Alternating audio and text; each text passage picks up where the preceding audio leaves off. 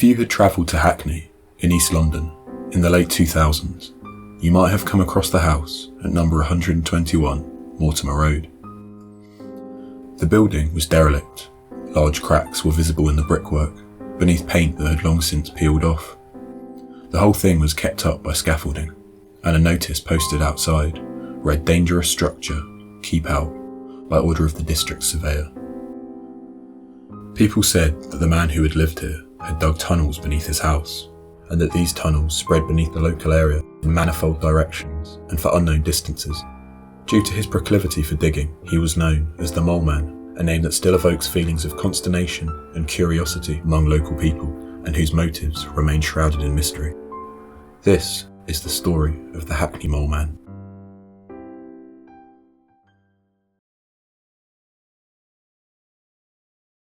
William Little was born in Donegal, Ireland in 1931. Not much is known about his early life, except that he studied at Queen's University in Belfast and afterwards worked as an electrical engineer for the Bristol Aeroplane Company. At some point in the 1960s, perhaps after the company ceased operations in 1966, Little relocated to London with his wife, purchasing a detached Victorian house in between the Dalston and de Beauvoir areas of Hackney. For the next 4 decades, Little lived a relatively quiet life on Mortimer Road, the only outward sign of his eccentricity being the strange alterations he began making to the property. According to the Derelict London website, he used to put extensions onto the house made of corrugated iron and window frames and let them out to foreign students. He extended the loft by taking slates off and putting in windows to raise the ceiling height. He filled the garden with derelict cars. One of the students who rented out a room with Little, a man called Mark Pawson, would later recount his experiences. I came to university in 1982, the City University. The second year I lived in Dalston, Mortimer Road. William Little, the so-called Mole Man, was my landlord. It was the first time I'd ever had to look for rented accommodation. I had no idea what to expect. I didn't know what rented houses were like. Mortimer Road didn't seem that odd to me. I was sharing with a friend of mine from my hometown. She was a music student. The house actually had a piano in it. That was the selling point. We went round to see the room. The landlord had been doing it up. It was wallpapered with newspaper, unpainted newspaper, which was all a bit strange. Obviously the whole scheme was bodged, home done. My room was a big, regular, rectangular space, looking out on Mortimer Road.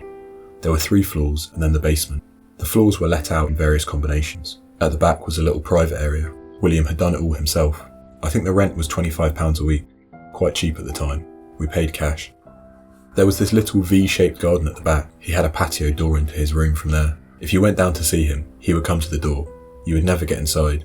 He used to cook outrageously stinky meat stew that you could smell upstairs. It really did smell like dog food.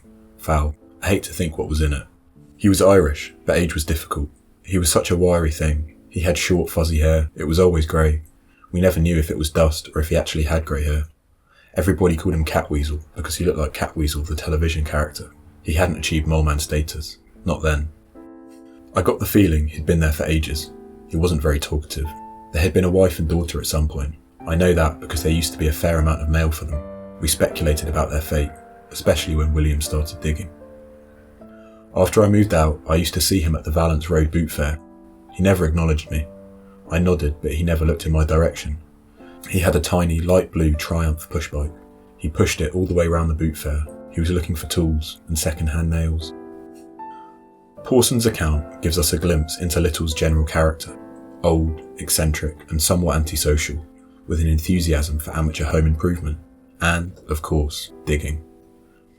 This habit had started earnestly when Little began making small adjustments to his basement. He would later tell Ian Sinclair that, "I thought I'd try for a bit of a wine cellar and found a taste for the thing." From this point onwards, Little would gradually construct a network of tunnels that extended beneath his house. He worked for decades on this underground project, which remained completely unknown and unobserved. In 2001, the pavement outside William Little's house on the adjacent Stamford Road collapsed. This opened up an 8-foot hole in the street that offered local people a glimpse into the world that had been constructed below. One woman who lived nearby told The Guardian that you could see all the tunnels sprawling out all over the place inside. It was crazy.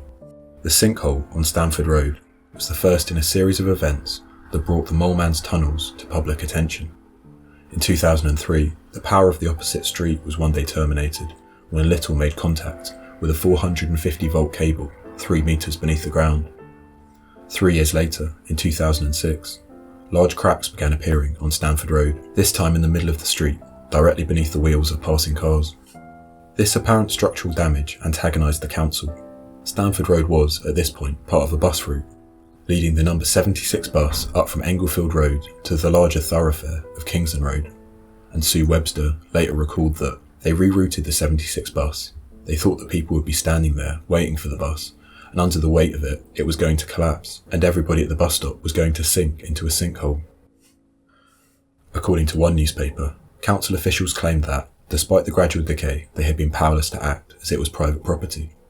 However, the council now had evidence that the Mole Man's activities posed a danger to the public, and began seeking a court order to secure the property, with Philip Willman, a council surveyor, telling Thames Magistrates Court that he's fortunate a London bus is not in his front garden. The property is dangerous and liable to flooding. The increased attention from Hackney Council made William Little something of a local celebrity, and a series of journalists descended on Mortimer Road to try and get an interview with the infamous Mole Man. One writer from The Guardian spoke to Little outside his house, who explained that, "I first tried to dig a wine cellar, and then the cellar doubled, and so on. But the idea that I dug tunnels underneath other people's houses is rubbish. I just have a big basement. It's gone down deep enough to hit the water table. That's the lowest you can go." Perhaps the most intimate glimpse into the Mole Man's life was afforded in this period to a local artist called Karen Russo. Russo later described how, "I first heard about the Mole Man in 2006 when I was researching the psychogeography of underground environments in London. As an artist, I was amazed to discover the similarities between the thinking of Little and that of the average artist, the creation of things that don't work or have a functional value, and the obsession involved in the act of making. I decided to track him down and find out more about him." Little allowed Russo into the property and permitted her to take photos of the interior. These offer an incredibly revealing window into the Mole Man's tunnel system. The images show subterranean areas of the house that are filled with various objects, ranging from usual household items like sofas and bathtubs to tangled webs of cables and wiring. These objects all appear jumbled and confused, mixed together without any apparent coherence and lacking any obvious usage or purpose. In one photo, we get a sense of the distance and complexity of the tunnels, with the pathway ahead fading into darkness, while a hole in the floor below presumably leads to another, deeper underground passage. Russo's visit also revealed a darker side to the Mole Man's character. She later wrote that, "Though flattered by my interest, the Mole Man proved to be extraordinarily difficult to work with.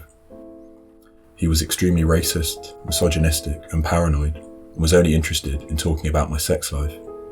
I soon realised that the sexual overtones of our relationship threatened to overtake the project completely. My encounter with this eccentric and aggressive man ended in violence against me, and I subsequently decided to end the project." However, the photographic record I was left with provides a tantalising glimpse into the inaccessible world of the unconscious, and raises intriguing questions about the relationship between artist and subject, and the elusiveness of the documentary process itself. The local council won their court order in August of 2006. Shortly afterwards, Little, who was now the sole tenant of the property, was evicted while it was inspected by engineers. They discovered over 10 tunnels spreading out in every direction beneath the house. Some of these were up to 20 feet deep and nearly 60 foot long. Strange objects were hidden within the passageways. One newspaper reported that they found skiploads of junk, including the wrecks of 4 Renault cars, a boat, scrap metal, old baths, fridges, and dozens of TV sets stashed in the tunnels. The council officials decided to fill the tunnels with cement to secure the streets above them. The house itself, which they deemed dangerously unsound, was going to be kept up by a frame of scaffolding. A fence was also put up around the property to keep out local teenagers and urban explorers. The cost of rehabilitating the building, estimated to be around £100,000, was billed to Mr. Little, who had since been rehoused into a nearby council flat. For the next few years, the Mole Man's house was preserved in a strange limbo. Scaffolding kept the building up, although it was deemed too dangerous for council workers or independent surveyors to enter. The tunnels remained unfilled, while the high fence which surrounded the property kept potential interlopers away. All, that is, except the Mole Man himself. At some point, Little had started to re-enter the property, managing to slip through a gap in the corrugated fencing and reoccupy the tunnels beneath. The council eventually found out about this, and in 2008, the High Court banned Little from going near the property. He was also ordered to pay an enlarged list of repair costs amounting to nearly £300,000. William Little died 2 years later, in June 2010. He was 79 years old. Little's death left the council with a bill of more than £400,000, comprised of unpaid fines and the cost of his rehousing.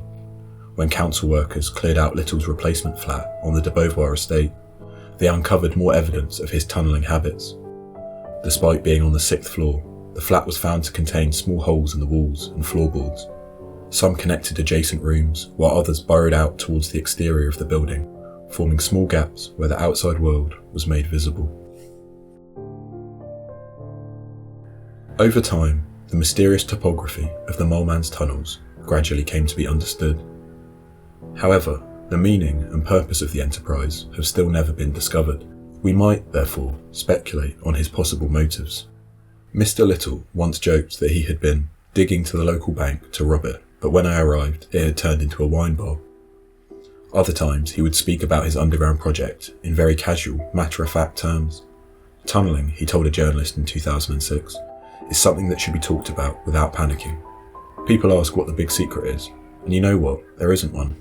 The implication was that extensive tunnel building was not so different from other forms of home improvement, like putting up some shelves or building a shed in the back garden. The truth, however, may be slightly more complicated. Karen Russo, the artist who Little allegedly assaulted in 2006, associated his compulsive burrowing with Freudian psychosexual repression, writing that his elusive subterranean behaviour, in many ways like that of an actual mole, and his obsession with tunnels was the ultimate Freudian manifestation. This is something that a Freudian psychiatrist would likely agree with. In Freud's dream theory, certain objects symbolise sex or genitals. These symbols include tunnels and caves, and a Freudian psychiatrist might, therefore, interpret the Mole Man's obsession with tunnelling as an external manifestation of repressed sexual urges. Alternative interpretations of the Mole Man can be taken from similar historical examples. Lord John Bentinck, the 5th Duke of Portland, was perhaps the greatest burrower of the 19th century, having built a network of underground tunnels beneath his estate at Welbeck Abbey. The Duke lived a very isolated life. He was said to rarely leave his estate, and never invited anybody to his home. The workers hired to construct his subterranean projects were told that they should not acknowledge his presence, not even look at him. The one worker that tipped his hat to his employer was fired immediately. For Bentinck, the underground world represented a place of invisibility where he could no longer be seen. Little also displayed antisocial behaviour, although not as severe as the Duke. Perhaps he too found comfort in being concealed beneath the ground. Moving back further in time, we can detect something deeply primal in the impulse to dig tunnels. The great writers of antiquity, Plato, Homer, and Herodotus, have described the underground world as a place of dream and hallucination. Most of the great religions have built temples and shrines beneath the surface of the earth, and Peter Ackroyd has written that 16,000 years ago, the wandering peoples of Europe lived in or beside the entrances to caves.